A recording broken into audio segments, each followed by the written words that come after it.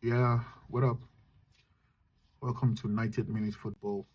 Uh, well, the Champions League has been played, the first leg of the Champions League, and we had wonderful results. Some of the results were the Bayern versus Real Madrid. Of course, we know Bayern defeated Real Madrid at home, 2 goals to 1. We have Sporting Lisbon and Arsenal. Arsenal defeated Sporting Lisbon 1 goal to nothing, which I think is a very good result because teams have actually found it hard to beat Sporting Lisbon at home. So Arsenal did a great job.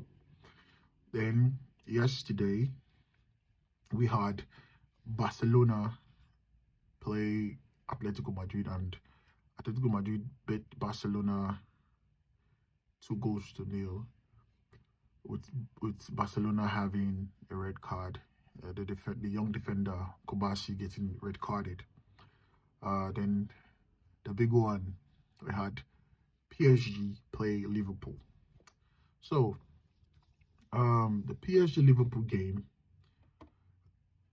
was the game I actually watched, and to be honest, just like every other game we've seen or I've seen Liverpool play lately, that was a very poor game. It was very poor. It had no fight. It had nothing. It was just I felt like watching a PSG side who just came out to train. To be honest, especially in that first half, you know, I looked at the time. It was 32 minutes and there was no shot on target. In fact, for 90 minutes, Liverpool didn't have a shot on target. But when it was 32 minutes, I remember I said, I can't remember Liverpool even stringing 3 passes in the half. 32 minutes, I had not seen Liverpool string 3 passes in the half of PSG. It was that bad. Some of the stats, PSG had 17 shots on 17 shots totally, and Liverpool had 3 shots. Shots on target, PSG had 7 shots on target. Liverpool had none. Possession, PSG had 74% possession, while Liverpool had 26% possession, which is very, very, very poor. Okay, passes, PSG had 733 passes, and Liverpool had 255 passes. Pass accuracy, of course, PSG 93%, Liverpool 78%. Fouls, they both had 10 fouls each. Yellow card, Liverpool had 2 yellow cards, no red cards for both teams. For both teams, and offside, Liverpool had 2 and PSG 1. Okay, this starts actually tells the story of that game. All right, because when you see the possession 74-26, yes, I remember last season Liverpool had similar possession, right, against PSG, but I have never seen a team devoid of ideas like the one I watched last night. They were so devoid of ideas that I wondered. I said, I wondered. I wanted to know, what team am I watching? Is this the Liverpool? Is this the Liverpool I actually have grown up to support? What team am I watching? Because Arne Slot, at least if you want to make a change, you have to do it properly. I know you're trying to survive. You're trying to make sure you keep your team for the next, like, you keep your job. You're trying to protect your job by, okay, you went to a 3-man defense. Okay, nice, trying something new, but how you set up is the problem. When you go for a 3-man defense, the idea is that you 3-man defense, then with wing backs. But I thought they would play a 3-4-3, but they played a 5-3-2. So that's a 5-man defense. We thought it was 3, but it was 5-man defense. It was a 5-man defense. So if you're playing a 5-man defense, and a slot, no problem about it. But how do you set up? How are you putting this team to play? they're supposed to be compact, right? That's how I see teams that play 5 at the back. I'm not used to having my team play 5 at the back, right? That's one of the formations I hate the most. 5-3-2, one of the worst formations I hate, because it limits a team, right? It limits a lot of things. You can't. This is a big squad. You can't go. I'd rather be open, play out at PSG's face, get beat 3-0, 2-0, no problem. Then you play a 5 at the back with talented set of players, right? We talked about trying to be compact in that game. What we saw was nothing close to that. You were not compact, because I think it was a clear indicate or order from the coach that the left center back and the right center back, which is Gomez and Konate, should always push up to join the midfield, like when they should press players. But when they were doing it, I think Gomez was actually good. Gomez most times got his timing right, but Konate, or whatever they call him, was out of.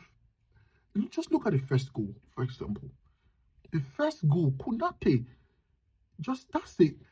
I've never seen a big guy like that, who is easily shoved. He's taken off. He's just like, who's doing that to him? I think that was that Due? Just shoving Konate. As big, powerful, and pacey as you are, just see how they are moving you around. Where's the recovery? Where's the cover? Where's that sense of danger? That's what Liverpool used to be good at. The club Liverpool, they know how to sense danger. Fabinho, Milner, Henderson, Wijnaldum, they know how to be there when they know their player is about to get beat, right? They just go there and they just, do their thing. But now we see lazy midfielders. Gravenberch. I know he's not a DM. Someone needs to tell Liverpool, Ryan Gravenberch is not a DM. Yes, he played like that last season, but naturally, he's not a DM. He's not. I see Gravenberch as the person who can actually challenge with McAllister for that position. On that McAllister position, Gravenberch will be more efficient, in my opinion, because he doesn't want to defend. He really doesn't want to defend. We've seen Arne Slot this season make Gravenberch play the DM, assist on the right, play centre back. He has taken off Konate sometimes, who put Gravenberch as centre back. Do you know what that means? Putting Gravenberch as centre back. For a player, when you watch Gravenberch play, he forgets. He forgets where he plays. He doesn't. The positioning is a problem. So there's a lot of things wrong with Liverpool. I'm surprised that up to now we have not had a statement of Arne Slot's sack. He should be fired. There's no, I don't know, there's no, call me plastic, call me whatever you want to call me, but that is a coach who has lost the plot. The fans are against you. Your players are against you. Nothing is working on the pitch. What are you keeping him for? What? I have never seen Liverpool's fan base turn against any coach. They hardly turn. But when they turn, they don't go back. They do not go back. Every day you see more people who are like, slot in. They are now all of a sudden changing their minds and saying, oh, slot out. From that last season's winning team, the moment we won, and he takes the team, I think, on vacation before the season ends. Since then, they've never remained the same. That just tells you that it's more of a mentality problem. They're so relaxed. Tactically, he's confused. Look at that team, the 5-3-2 he played. Where are the athletes? He played 5-3-2 in a way that Like, where are the outlets? Zoboslai was supposed to play, I think Zoboslai was supposed to play with Ekitike. But most times, these guys are always in their own half trying to defend. Where are the outlets? With PSG playing a very high line, the easiest thing anyone could have done was put pacey wingers. I was so surprised seeing Frimpong left when we could actually use him up front, because yes, we can just sit back and defend, but we need outlets. The best way to defend is to create outlets. You must have outlets where if you win back the ball, the midfielder doesn't have to think. He knows that there's a pacey winger, and maybe Frimpong, who's going to go at it once you put it in that space. But Liverpool we didn't bother about that. We did not bother about that. No outlet. There was a time I saw somebody that win the ball, and you know, when you win the ball in midfield, PSG always crowds you. Vitinha, Neves, you know, they always want to overcrowd you in the midfield. They want to just go at you. And Zaire Emery, right? They want to overcrowd you. So I saw Szoboszlai not even having the opportunity to turn. He couldn't even turn. Now, ordinarily, if he had outlets, he would have options, right? They would not want to push up. They would, because they'll forget that, or rather, they'll have it in mind that he may find maybe a Salah, a Frimpong, somebody who's ready to run. Salah didn't play this game. I'm kind of glad he did not play. You know why? Because a lot of pundits will like, oh, it's Salah's fault and all that. Yes, he's lost his legs and all that, but look at this team. Who's playing well? Until I see these boys under another coach, I will never blame any of these players that much, because what they have is not a talent problem. They have delivered. What they have is a tactical, or rather a mentality problem. Tactical problem is there. It's obvious. But mentality, the mentality problem is even worse. It's worse. That mentality, Liverpool, they've lost the plot. They have lost the plot. So Liverpool must find a way. I don't know how they're going to do it. They must find a way to find themselves. They seem lost. They seem lost. If I were the coach, if I wanted to play a wing-back system, at left back, I would be playing Robertson from the start. Why? Because those are the players who can find you. Those are the players who can get a ball, look up, and put a pinpoint pass. Kekes can do that, but Kekes can defend. You see it? But when they win the ball, he should be thinking in that direction. You put Gomez on that side. Gomez did his part. To me, it was okay. But put a Robertson as your left wing back. So when he raises his head, he can pinpoint those passes. Then I would play Salah with Ekitike. Why? Because what Salah brings is that fear factor. Salah brings that fear factor. You can't have Salah and want to push up, because Salah, even if he may not, you don't know when you do not know the game, Salah may just click. He has that fear factor. He still has it. You know, Mendes was on holiday. He was on holiday yesterday. He knew there was nobody. Frimpong with the pace is right there playing right back. Tucked into the defense.